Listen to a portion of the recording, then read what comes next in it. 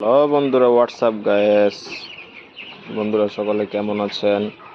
আশা করি সকলে ভালো আছেন। আজকের বয়স মুরগির 18 দিন। 18 দিনের মুরগির গড় ওয়েট কতটুকু আসছে সেটাই আপনাদেরকে আজকে দেখাবো। পুরো ভিডিওটি দেখতে আমার সাথে থাকুন।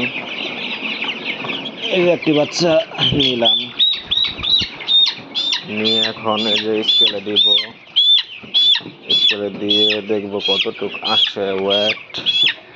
স্কেলটি বয় নাই, স্কেলটি সুন্দর করে বসিয়ে নেব। বসিয়ে নিয়ে একটু গরমিল আছে, দেখা যাক।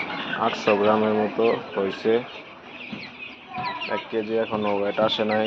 এটা হচ্ছে 18 দিন বয়স মুরগির। এটা ভালো করে বসিয়ে নেব স্কেলটা।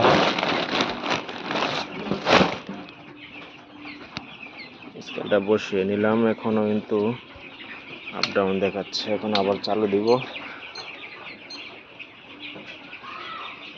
এখন 0-0 আছে। এখন আরেকটি বাচ্চা নিব। বাচ্চা নিয়ে দেখব মুরগির ওয়েট ঠিক আছে কিনা। এটা হচ্ছে 700 গ্রাম। তো এভারেজে মুরগির কত কেজি ওয়েট আছে আপনারা বলবেন কমেন্টের মাধ্যমে। একটা দিছিলাম 800 গ্রাম, আরেকটা নিলাম। এটা নিয়ে বসিয়ে দিব। এটা হচ্ছে 900 গ্রাম। তো একটা ছিল 700 গ্রাম, একটা 800 গ্রাম আর একটা 900 গ্রাম। তাহলে এভারেজে কত গ্রাম আসে আপনারা এই কমেন্টের মাধ্যমে বলে দিবেন।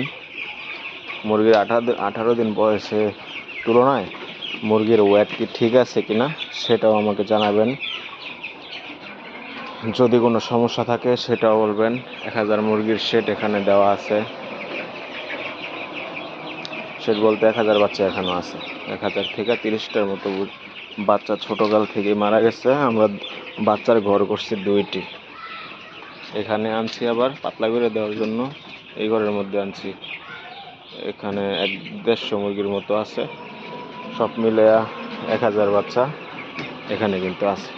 তো 18 দিন বয়সের তুলনায় বাচ্চার ওয়েট কি ঠিক আছে কিনা ওইটা আমাকে জানাবেন। ধন্যবাদ সকলকে। ভালো থাকবেন, সুস্থ থাকবেন। আসসালামু আলাইকুম।